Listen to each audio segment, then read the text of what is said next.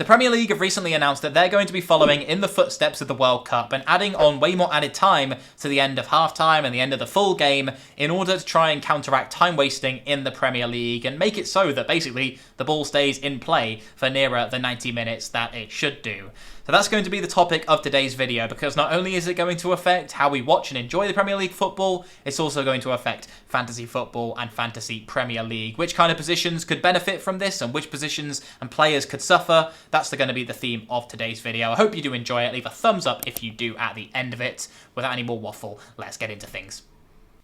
So if you're going to take anything away from this video, these are the kind of 4 points that I would take note of and be considering when looking at FPL assets and deciding on your latest FPL draft. And overall, I would say for defenders, this is going to be a negative rule change, just due to the fact that more minutes with the ball in play is going to result in more chance of a clean sheet being wiped out in some of those minutes. Kind of makes sense, right? If we've got the ball in play more, there's going to be more chance of the ball ending up in the back of your defender's net. And so the defenders that we could end up targeting, a very small subsection, could be those who are substituted after 60 minutes. And this is often the kind of group of defenders who are maybe even a little bit more rotation prone, or players at fullback or wingback who have to work very hard during the 90 minutes. And they're substituted after 60 minutes. They can still bank their clean sheet points. The defender who comes on and the rest of the defence will lose their clean sheet points if the team concedes after that player has gone off. But if you have a player who gets past 60 minutes with their clean sheet still intact, they're subbed off, their team concedes, we know that that clean sheet will kaput for the rest of the defence, but the defender who was substituted off will still come away with the clean sheet points, which can be a massive benefit, and there's just going to be more chance of that happening this season, you would imagine. The other defenders who could potentially benefit are those with really, really high attacking threat, so maybe the Trent Alexander-Arnold, your Pedro Porro if they could get minutes, where clean sheets have been maybe a little bit more hard to come by, but they've got such high attacking threat that they could even benefit in a similar way to attackers who are going to be on the pitch for these longer periods by having more minutes available to try and grab an assist or a goal even in a game.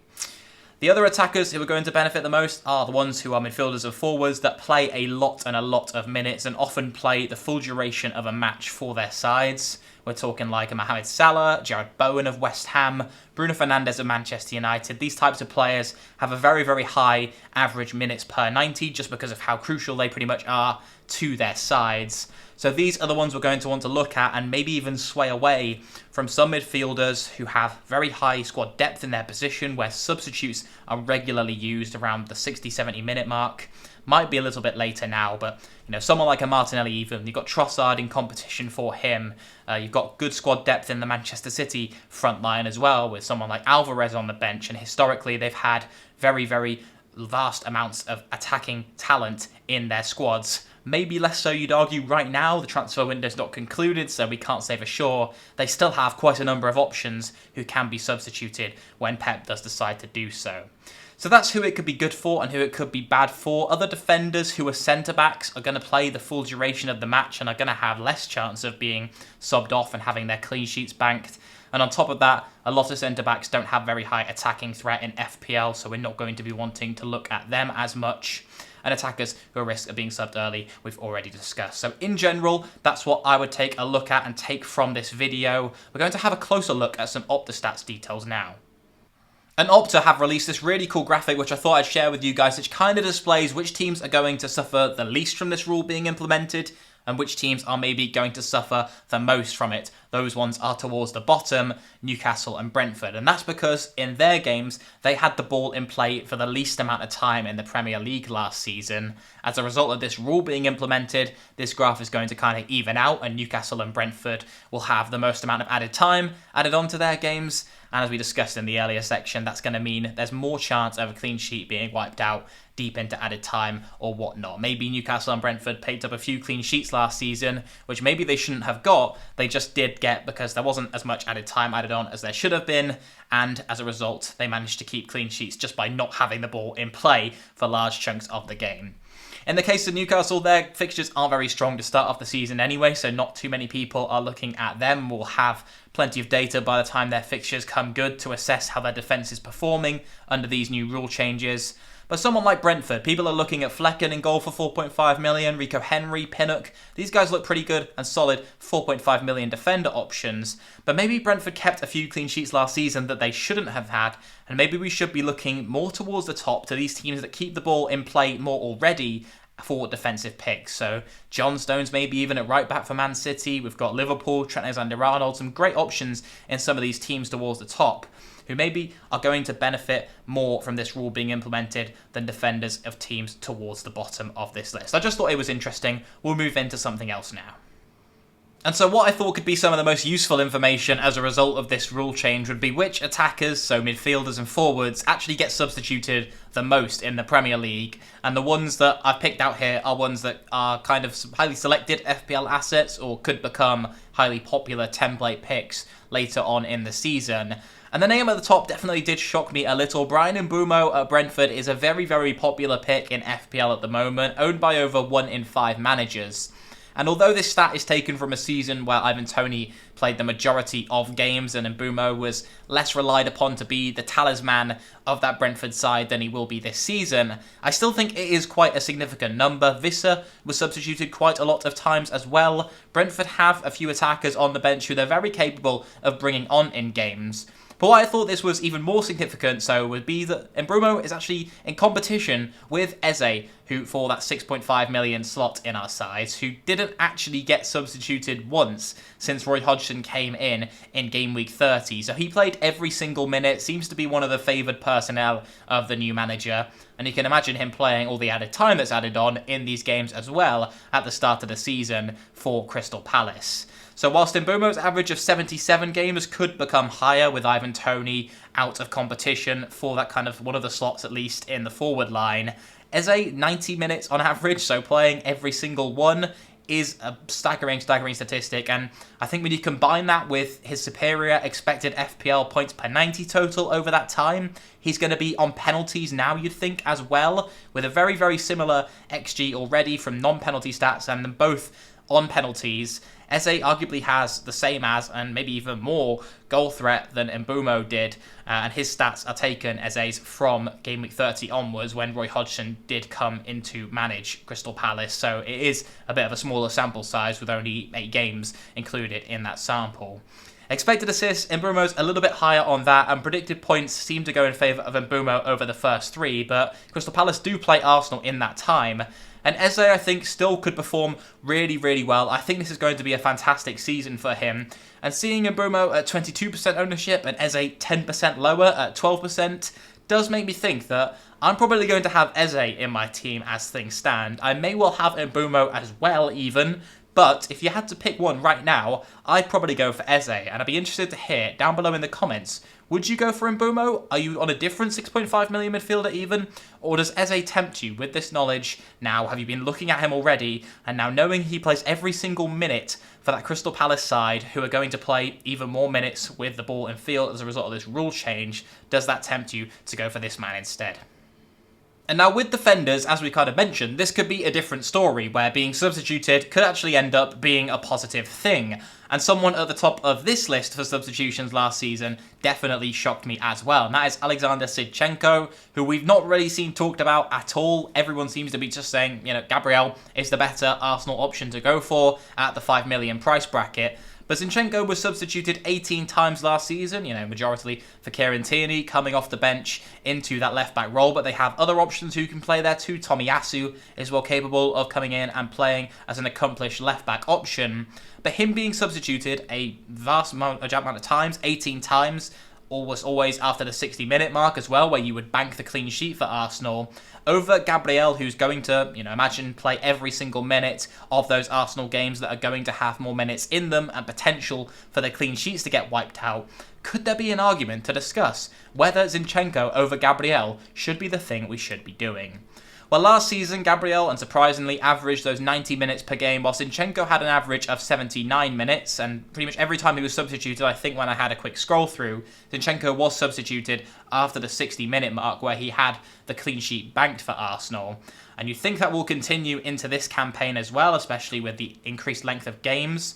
So Zinchenko could be one of those ones who's going to capitalise on this rule change quite a large amount. He could be substituted off, Arsenal could then concede, Gabriel, Saliba, Ben White, whoever it is, although he gets substituted quite a lot too, could miss out on the clean sheet, and he could come away with quite a significant points haul. So let's have a look at the other data as well whilst we're at it. In terms of expected FPL points per 90, they're actually pretty even, but Gabriel does have that significant expected goal per 90 threat. That everyone seems to be raving about him for from those set pieces. But Zinchenko's wasn't too bad either, 0.05, and he does have a total expected goal involvement potential higher than Gabriel because that 0.07 expected assist totals to 0.12 expected goal involvements per 90. But despite this, Gabriel does have the higher expected and predicted points total over the first 3 game weeks. It is only by 1 point, however, and Arsenal do have some very nice fixtures here. But Gabriel, should we be going for him and just acknowledging that Gabriel is the best Arsenal option straight away? Because I personally think that Zinchenko could be a really nice differential option to go for. I don't think you're even taking too much of a risk. And in fact, overall ownership, you'd think Zinchenko would be in no teams looking at FPL Twitter for a bit, but he's actually 11% owned. Gabriel at 20% owned still isn't as high as it would make out by looking at other content creators and people in the FPL community on Twitter or wherever it may be. But yeah, Gabriel at 20% ownership, I'd argue Zinchenko should be much closer to that. And those average minutes per game, we could end up painfully seeing some pre-60-minute substitutions, but if you had to ask me, I think every time Zinchenko will be substituted, he's going to have played 60 minutes, and he's going to bank clean sheets for Arsenal.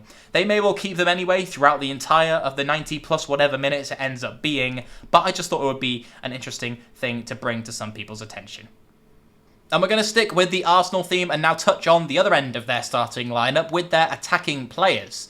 And I thought it was quite surprising that Odegaard, with 23 substitutions, although late on in games a lot of the time, was substituted the most out of that kind of front 4 of Arsenal attackers that we're considering for our FPL teams right now. And more interesting even so is that Martinelli and Saka were only substituted 18 and 14 times respectively, so it's only separated by 4, whereas I think you'd think by looking at stuff on the FPL community at the moment that Saka is a much more minutes safe player than he actually is. 14 substitutions is still quite a lot. It's more, than Marcus Rashford. It's a lot more than someone like a Salah or a Bowen, who I looked at and suggested earlier on when we had the initial discussion around the rule. But yeah, Saka and Martinelli is definitely a key debate that's been had and is being had a little bit more, I would suggest. But 84 average minutes per game for Saka last season is 6 more than Gabriel Martinelli's 78. So over time, that of course will add up throughout a 38-game season. But when you consider all the other data, expected FPL points per 90, non-penalty expected goals, or even with the penalties included, it's 0.29 for Saka compared to Martinelli's 0.33. Expected assists also go in favour of Martinelli per 90. And the expected points totals going in the opposite way then, for Bukayo Saka having the higher expected points over the first 3 game weeks predicted. I think that Martinelli maybe isn't getting enough credit, and I've kind of mentioned this in a few videos already, that I'm going to have Martinelli in my team right now.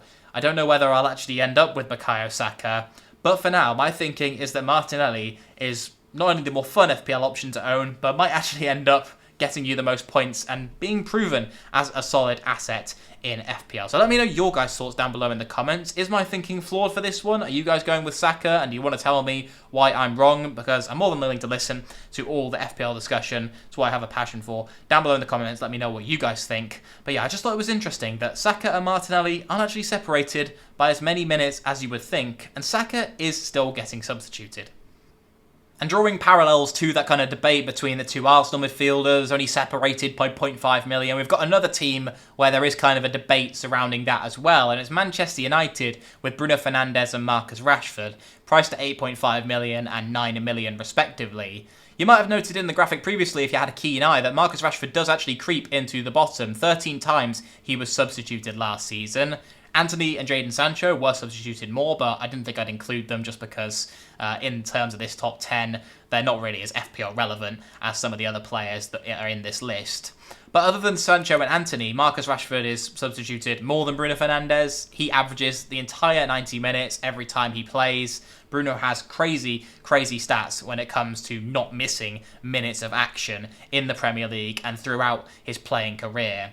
And Rashford on 83 still isn't a poor total. We saw Saka with 84 before, who's, a minutes assured player. Rashford is equaling that, well, 1 minute lower on average per game, you would say is a pretty decent total. And his expected FPL points being higher than Bruno at 6.05 per 90 does make this a little bit more of a tricky decision for me. In terms of expected goals, Rashford has a far greater threat from open play from scoring. Bruno does have those penalties in the locker, but when you consider expected goals per 90, that's not going to add on a significant amount at all. The bigger upside for Bruno is where his assist threat comes in, 0.42 expected assists per 90 compared to Rashford's 0.11. It's hard to tell with Højlund coming in and now having a proper number 9 how it's going to affect each of Bruno Fernandes and Marcus Rashford. I'd argue that Rashford's better position is actually out on the left wing, and I'd rather have him playing there than even through the middle as the number 9 that he might have been playing if United did fail to bring in someone else. But they're going to have Højlund now. I think that's going to benefit Rashford. I think it's also going to benefit Bruno Fernandes, who will be able to turn some more of that expected assist data into actual assists, because he does create, as we've seen with the stats from last season, an unholy amount of chances, the most chances in the league. And if Højlund can hit form, it might be a little bit dependent on him, whether he can put some of these chances into the back of the net, whether Bruno or Rashford will be the better option. And I'm a lot more torn on this one. Currently, Marcus Rashford just edges it for me, simply because of the fact that with midfielders, goals are worth more than assists by 2 points, rather than with forwards where it's a 1 point separation. 5 points for a goal versus 3 points for an assist. I think it's more significant when it comes to midfielders, and Marcus Rashford I really like and just edges it over Bruno Fernandes for me for that reason. But with this new rule coming in, and Bruno Fernandes you think will play every minute of every game if he's fit and available, whereas Rashford could get substituted at times, it does bring the debate even a little bit closer for me. And in a debate that was already close, it's really hard to make that decision for me at this time. Let me know what you guys think down below in the comments. As with all these picks, really, let me know down below, because I'm interested and keen to hear what you guys think. But yeah, for now, Bruno versus Rashford, really hard to decide.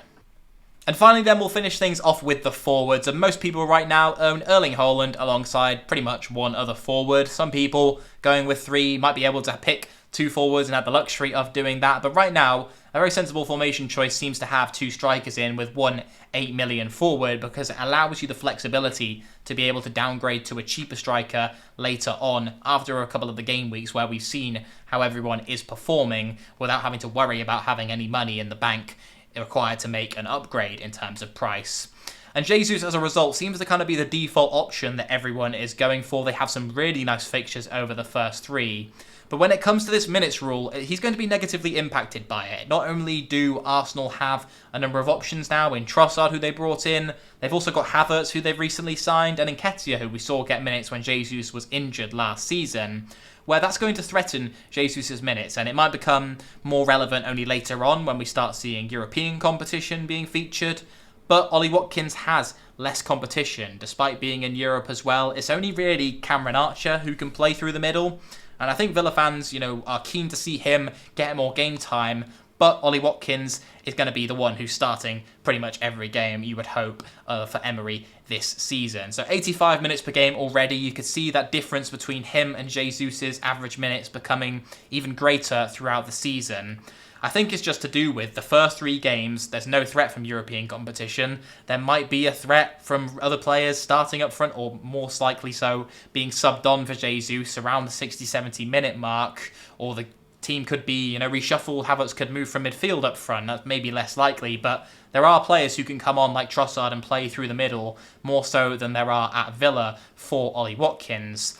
And he's going to have less minutes in general, Jesus, to be able to capitalise on that data and the expected data per 90 that is so impressive.